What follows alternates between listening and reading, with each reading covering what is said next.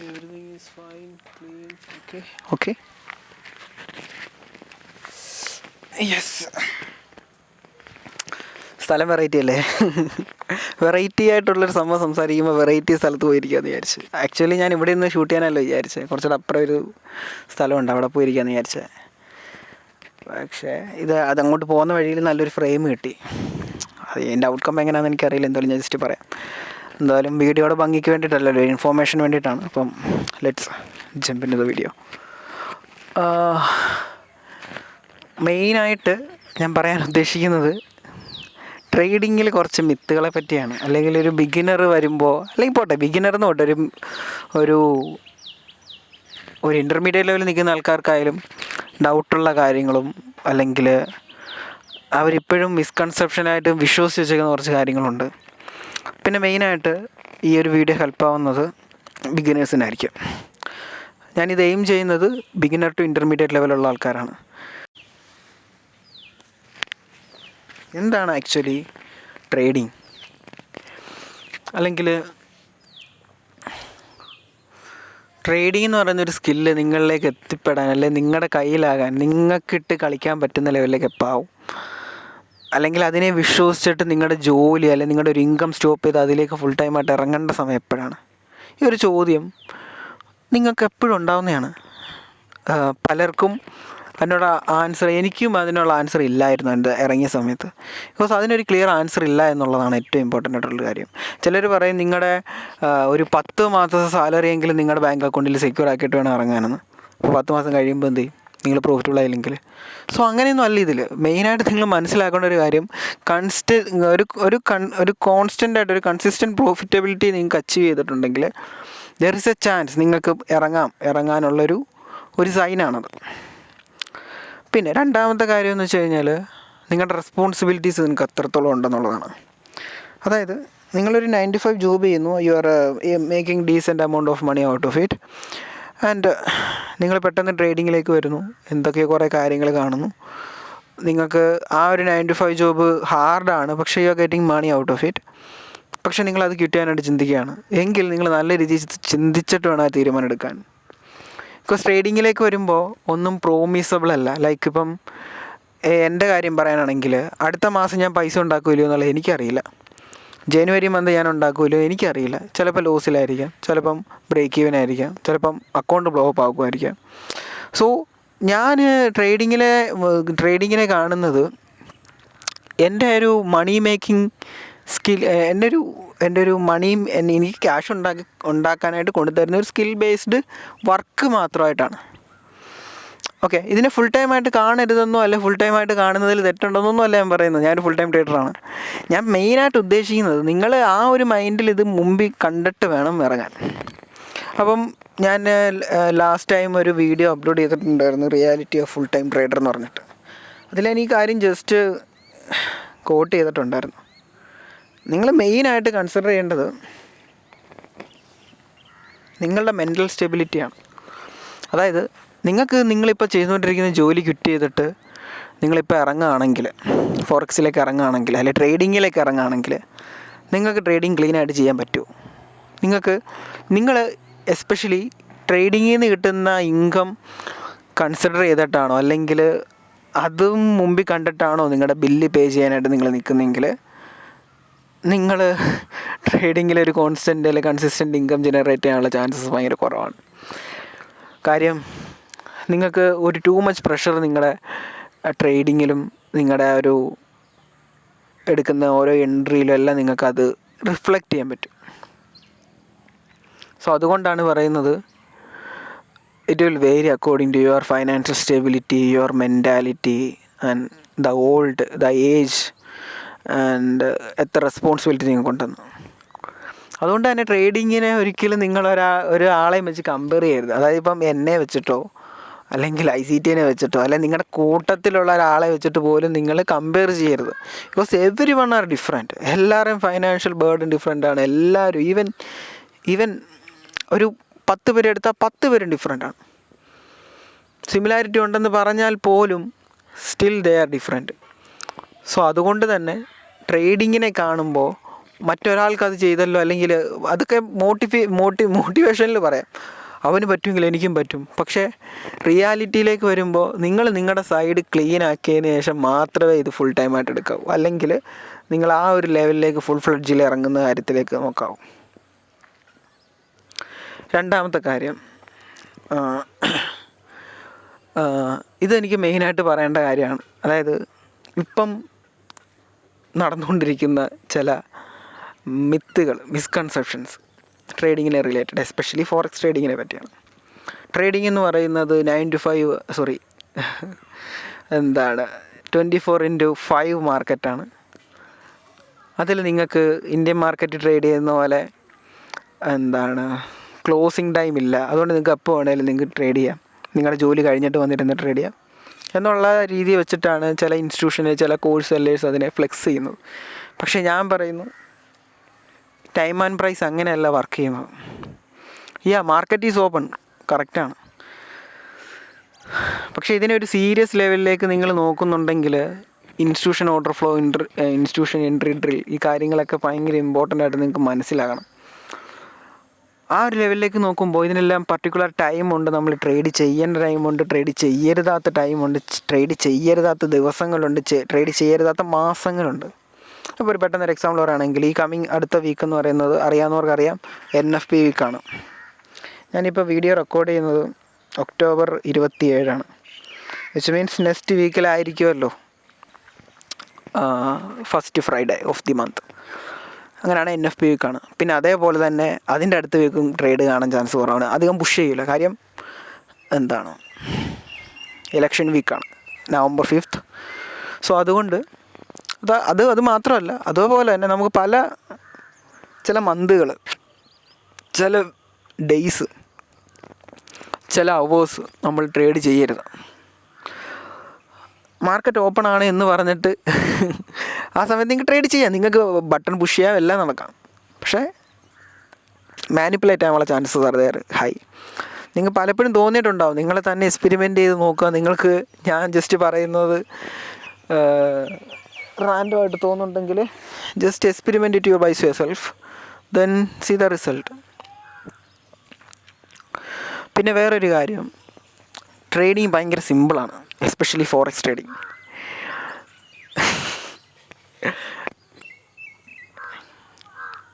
Forex trading ഭയങ്കര സിമ്പിളാണ്, ഞാൻ കേൾക്കുന്ന കാര്യമാണ്. അതായത് കേൾക്കുന്ന കാര്യം എന്ന് പറയുമ്പോൾ ആൾക്കാർ അങ്ങനെയാണ് ഇതിനെ ഫ്ലെക്സ് ചെയ്യുന്നത്. ഒരിക്കലും ഞാൻ സത്യം പറഞ്ഞ ട്രേഡിങ്ങിനെ, ഫോറക്സ് ട്രേഡിങ്, ഇന്ത്യൻ മാർക്കറ്റിലെ ട്രേഡിങ്, ക്രിപ്റ്റോ ട്രേഡിങ് എന്ന് ഡിഫറൻഷ്യേറ്റ് ചെയ്യുന്നത് എനിക്ക് അത്ര താല്പര്യമുള്ള കാര്യമല്ല. Trading is trading.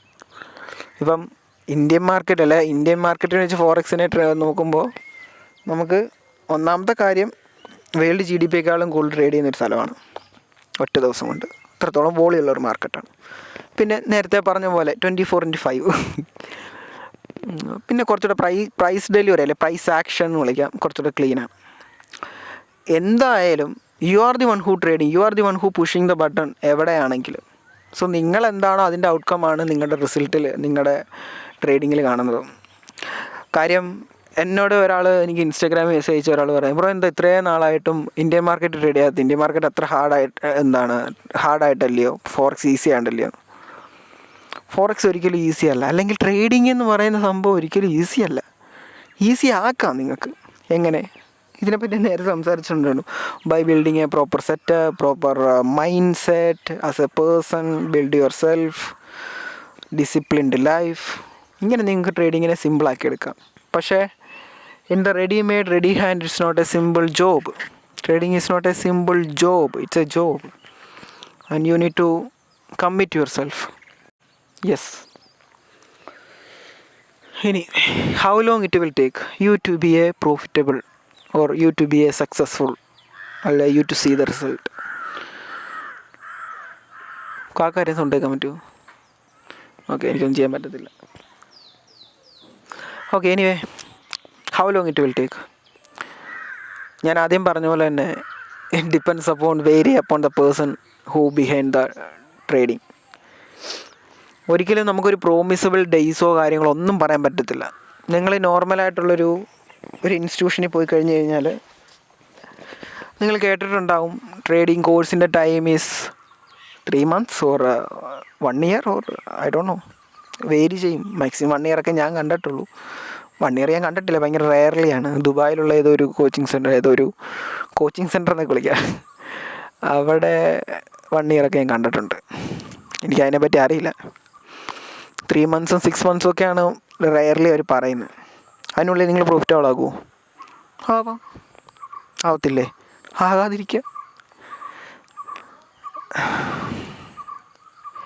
എന്നോട് ഇന്ന് വന്നിട്ട് എന്നെ ഫാസിൽ എന്നാണ് അവൻ്റെ പേരെന്ന് ഞാൻ വിശ്വസിക്കുന്നു. ഫാസിൽ എന്നോ, അവൻ്റെ പേര് എനിക്ക് കറക്റ്റ് പ്രൊണൗൺസ് ചെയ്ത് നോക്കട്ടെ. ഫാസിൽ എന്നാന്ന് വിചാരിക്കുന്നു. ഫയാസ് എന്നോട് ചോദിച്ചു, എൻ്റെ മെൻറ്റർഷിപ്പിലുള്ളതാണ്. ബ്രോ എന്താണ് VLP ILP എന്ന് പറഞ്ഞ സെറ്റപ്പ് ഫുള്ള് കണ്ടു കഴിഞ്ഞ് കഴിഞ്ഞാൽ പിന്നെ ഐസിറ്റഡ് വീഡിയോ കാണേണ്ട ആവശ്യമുണ്ടോ എന്നുള്ളത്. ബിക്കോസ് എൻ്റെ അടുത്ത് വരുന്ന ആൾക്കാർ അവിടെ നിന്ന് ഹാർഡായിട്ടോ അല്ലെങ്കിൽ ഒരു സെറ്റപ്പ് ബിൽഡ് ചെയ്യാൻ വേണ്ടി വരുന്നവരായിരിക്കണമല്ലോ വരുന്നത്. ഓൾറെഡി സെറ്റപ്പ് കിട്ടിയിട്ട് നിങ്ങൾക്ക് വേറെ വേണമെന്ന് തോന്നുവാണെങ്കിൽ നിങ്ങളുടെ ഗ്രീഡാണ്. Because that's a part. ഇതെല്ലാവർക്കും ഉള്ളതാണ്. ഐ മീൻ ഗ്രീഡും അല്ലെങ്കിൽ ഈ പറയുന്ന fear of missing out. Even ഞാനായാലും എന്ന് പറയുന്നത്, നിങ്ങളെൻ്റെ ഇപ്പോൾ ഈ വീഡിയോ കണ്ടുകൊണ്ടിരിക്കുന്നത് ഞാൻ സംസാരിക്കുന്നതുകൊണ്ടാണ്. ഞാനൊരു നോർമൽ ഹ്യൂമനാണ്. I make mistake, I blow account, I do everything that you same do. നിങ്ങൾ ചെയ്യുന്ന എല്ലാ സംഭവവും ഞാൻ ചെയ്യും. But the difference is I realise I am building a strong mind set as a trader to become a successful champion in this field. So that's the difference between normal person, normal trader and a consistent profitable trader. And building yourself will make you അതാണ് ഏറ്റവും important. നിങ്ങൾ direct approach വേണ്ട ട്രേഡിങ്ങിൽ. വേണം. I mean നിങ്ങൾ trade ചെയ്യാനായിട്ട് നിങ്ങൾക്കൊരു setup വേണം. ഇതെല്ലാം ഡയറക്റ്റ് അപ്രോച്ചാണ്. പക്ഷേ നിങ്ങൾ ആ ഒരു സെറ്റപ്പ് എല്ലാം കിട്ടിക്കഴിഞ്ഞിട്ട് നെക്സ്റ്റ് പാർട്ടെന്ന് പറയുന്ന സംഭവമില്ലേ, ഇവിടെ അങ്ങനെ പാമ്പല്ലോ ഉണ്ടോടെ. നെക്സ്റ്റ് പാർട്ടെന്ന് പറയുന്ന സംഭവം ഇറ്റ്സ് യു. നിങ്ങളെന്താണ്, നിങ്ങളുടെ ഡെയിലി റുട്ടീൻ എന്താണ്, നിങ്ങളെന്താണ് കൺസ്യൂം ചെയ്യുന്നത്, ആസ് എ പേഴ്സൺ നിങ്ങൾ എങ്ങനെയാണ്, നിങ്ങളുടെ ഗേൾ ഫ്രണ്ടിനോട് നിങ്ങൾ എങ്ങനെയാണ് സംസാരിക്കുന്നത്, നിങ്ങളുടെ വീട്ടിൽ നിങ്ങൾ എങ്ങനെയാണ്, ഇതാണ് നിങ്ങൾ ട്രേഡിങ്ങിൽ നിങ്ങൾ റിഫ്ലക്റ്റ് ആവുന്നത്. അല്ലാതെ ഒരു സെപ്പറേറ്റ് ഒരു സംഭവം ഇല്ല ഇതിൽ,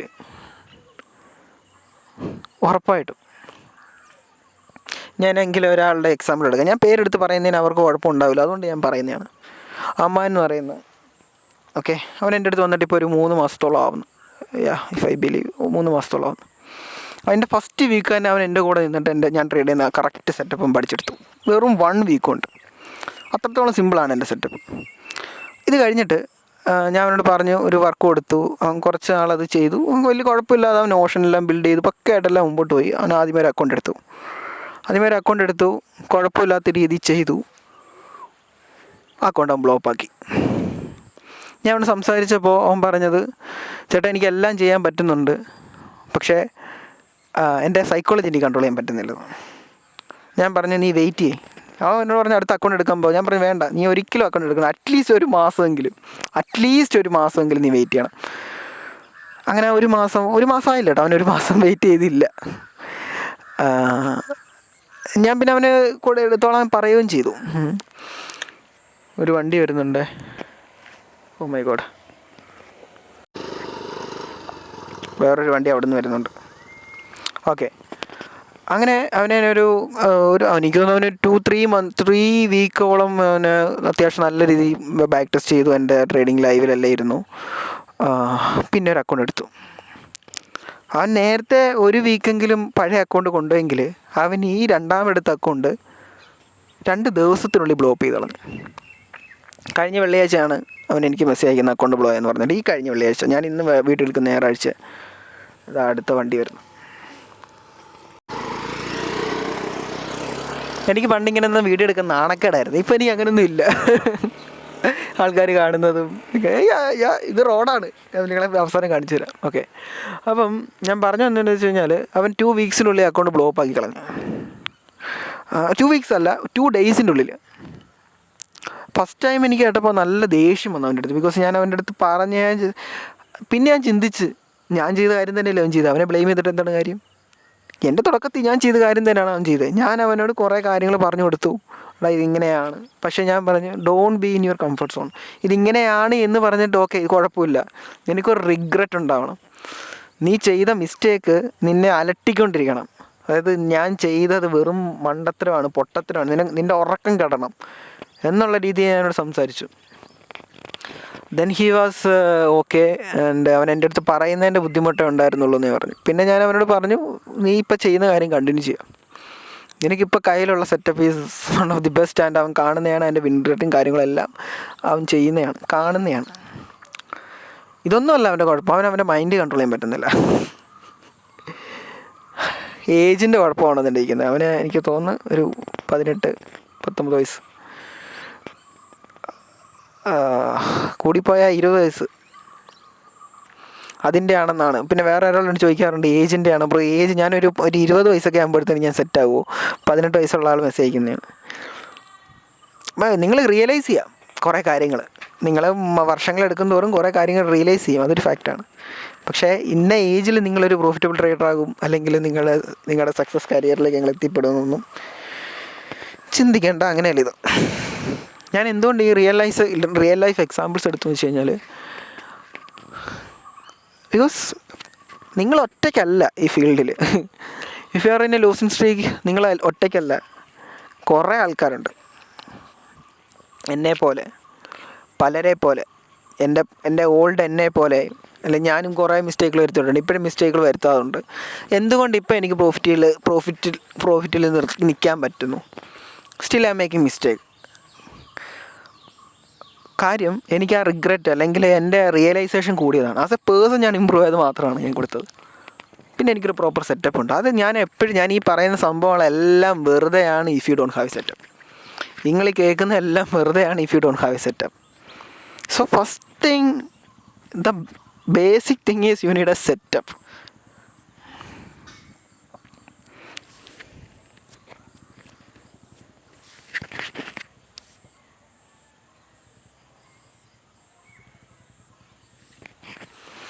ഒരു പ്രോപ്പർ സെറ്റപ്പ് ഇല്ലാതെ എങ്ങനെയാണ് നിങ്ങളൊരു പ്രോഫിറ്റബിൾ ട്രേഡർ ആവാനായിട്ട് ചിന്തിക്കുന്നത്? ഐ മീൻ എനിക്കറിയില്ല. നിങ്ങളുടെ സിസ്റ്റം ഫോളോ അപ്പ് ചെയ്യുന്ന വഴിയാണ് നിങ്ങൾ മാർക്കറ്റിൽ എന്തെങ്കിലും കണ്ടു തുടങ്ങുന്നത്. അല്ലെങ്കിൽ റിയലൈസ് ചെയ്യുന്ന ഒരു പട്ടി എൻ്റെ നേർക്ക് വരുന്ന കേട്ടോ, അത് കടിക്കൂ എന്നെ, മിണ്ടാതിരിക്കുക, എനിക്ക് പേടിയാകും.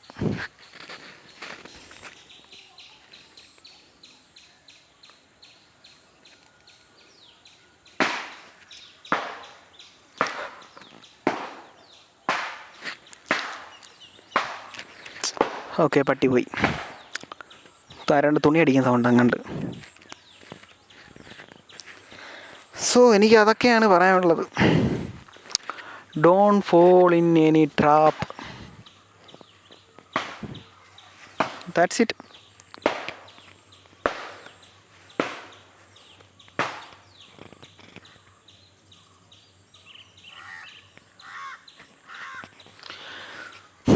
ഓക്കെ, പട്ടി പോയി. ഓക്കെ, അപ്പം ജസ്റ്റ് ഒരു സ്ഥലം കണ്ടു, കുറച്ച് കാര്യങ്ങൾ സംസാരിക്കണമെന്ന് വിചാരിച്ചു, കുറച്ച് റിയൽ ലൈഫ് ടോക്ക് സംസാരിക്കണമെന്ന് വിചാരിച്ചു. അതുകൊണ്ടാണ് ഇങ്ങനെ വീഡിയോ എടുത്തത്. യാ, ദാറ്റ്സ് ഇറ്റ്.